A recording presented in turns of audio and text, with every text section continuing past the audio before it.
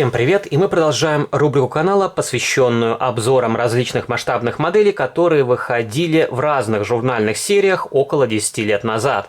И сегодня я вам покажу очень интересный фургон, возможно, многие из вас его видели вживую. Это польский Жук А03, и данная масштабная копия выходила в рамках польской серии «Культовые автомобили Польши».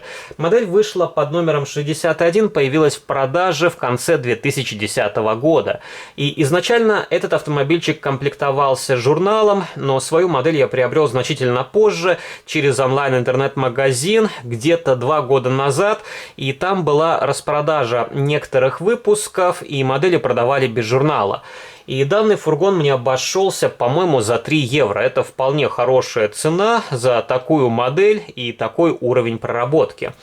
И подобные специфичные автомобили, кроме журнальной серии, особо и не представлены. И у меня такое ощущение, что более премиальные бренды, такие как Шоко, Мини-Чемс, маловероятно, что выпустят подобный автомобиль, поэтому взял его в свою коллекцию. Конечно, здесь нужно делать некоторые доработки, но в целом модель меня приятно удивила. И подобный автомобиль также выходил в рамках российской журнальной серии «Автолегенда СССР и соцстран». Машина выходила под номером 179, сложно сказать, какая у нее цена была на то время. И я уже перестал интересоваться российской журнальной серией после 100-го выпуска, когда уже как раз начали появляться автомобили соцстран. И эти модели изначально брал выборочно, но посмотрел свои коробки, все равно накопилось довольно большое количество автомобилей. И польский автопром тоже есть в моей коллекции. Это отдельное направление. Все же эти модели нам близки. Они сделаны на базе советских автомобилей. Например, данный Жук сделан на шасси от ГАЗ-М20 Победа. И у него очень много взаимозаменяемых деталей с советским аналогом, хотя тоже есть и свои собственные разработки. И модель упакована вот в такой блистер. Я уже ее распаковывал, проверял на комплектность. Конечно, здесь более-менее нормальная покраска, но есть некоторые досадные недочеты. И у модели серая подложка, написан прототип Жук А03, также различная информация, которая касается производителя, издательского дома, и эти модели изготовлены в Китае. Также есть вот такой значок, который символизирует нам о том, что эта модель сделана на пресс-формах East Models. И такого фургончика я не припомню в коробочках от Иста. За этим брендом я тоже не особо следил, потому что не видел смысла покупать более дорогие аналоги, у которых не так много отличий от журнальной серии. И здесь при желании можно было окрасить самостоятельно салон. И в этом плане журнальная серия – это был некий свежий глоток воздуха. Ведь у нас в основном до этого были модели от Агата, старые эликоновские КАМАЗы, были модели Шаба, Гамма, но это уже, скажем так, редкое исключение, а вот именно автомобили соцлагеря не были до этого никем представлены. Но потом все скатилось на нет, и сейчас журнальная серия уже не так интересна, и сложно сказать, кто ее до сих пор собирает, и, в принципе, на мой взгляд, эта серия себя уже изжила. Туда просто пихают все подряд, качество сильно упало, и модели уже больше напоминают детские игрушки, нежели масштабные копии. Ну, давайте распакуем блистер, посмотрим на этот фургончик поближе. И также для сравнения я вам приготовил еще несколько моделей из различных журнальных серий, просто чтобы вы посмотрели, как они отличаются от этой масштабной копии в плане проработки и некоторых моментов. Если посмотреть на покраску данного фургона, то в целом здесь особых замечаний нет. Все более-менее аккуратно, также более-менее аккуратно поставлены навесные элементы, но вот на самом видном месте, на лобовом стекле, здесь вот такое неприятное пятно клея, то ли это поцарапано стекло, сложно сказать. И, конечно, можно попробовать немного отремонтировать этот элемент, замыть его мелкой наждачной бумагой, потом заполировать, но не стал этим заниматься, потому что нужно разбирать масштабную копию, и сейчас время на эти доработки попросту не хватает. И здесь довольно приятный темно-серый цвет. Вот именно в таких блеклых цветах мне и запомнились польские автомобили.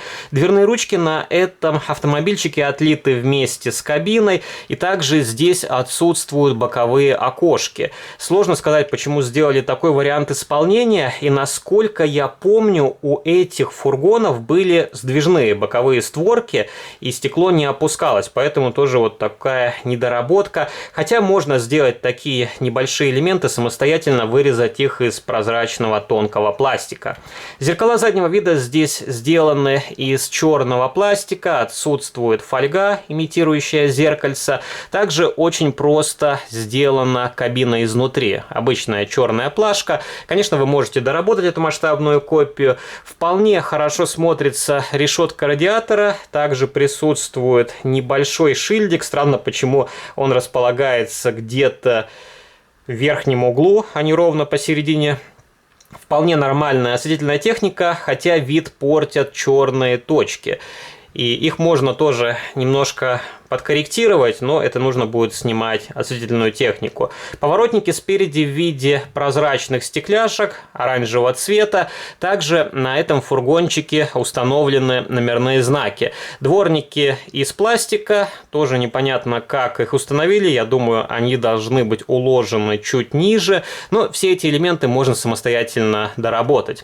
И у этого фургончика также присутствует пластиковый тент. И это несъемная деталь. Она вклеена на кузов масштабной копии, и если пытаться ее демонтировать, вы можете сломать или вот эти тоненькие шнурочки, или повредить лакокрасочное покрытие.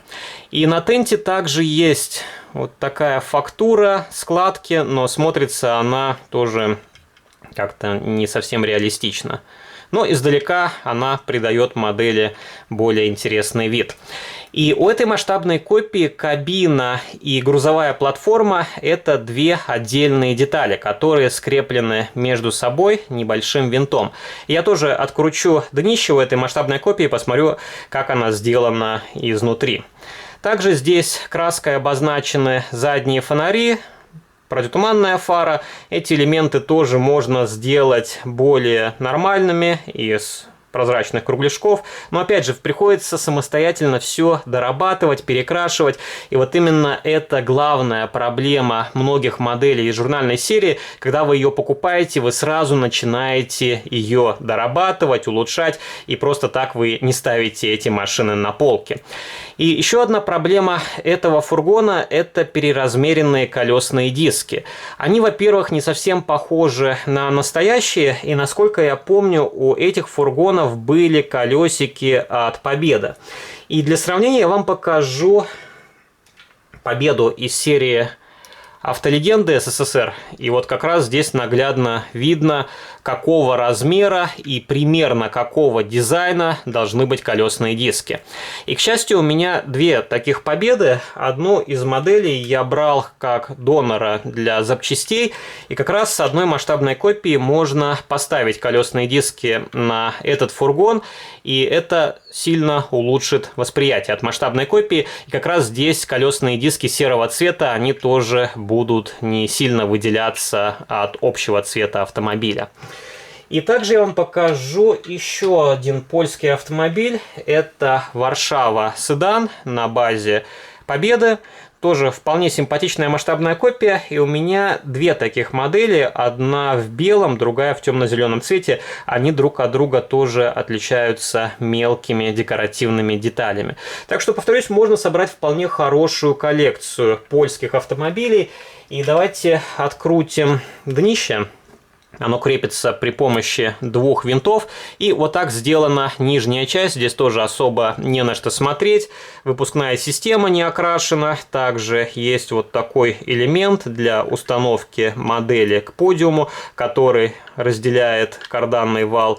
И, в принципе, проработка нижней части у журнальной серии – это не самая лучшая часть, и зачастую там просто обозначено все схематически. Хотя, если сравнивать эти модели с более дорогими изделиями из полимера, там вообще просто плоская планочка.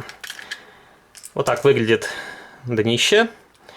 И вот так выглядят две половинки. Кузов – это одна половинка, и кабина с таким выступом – это вторая половинка, и она зафиксирована специальным винтиком под треугольную отвертку. И как раз можно вынуть плашку, посмотреть на салон поближе.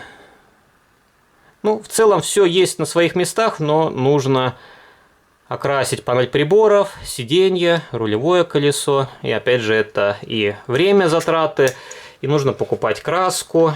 У кого нету кисточки и кто не умеет хорошо окрашивать кистью, то нужно покупать баллончики, аэрограф.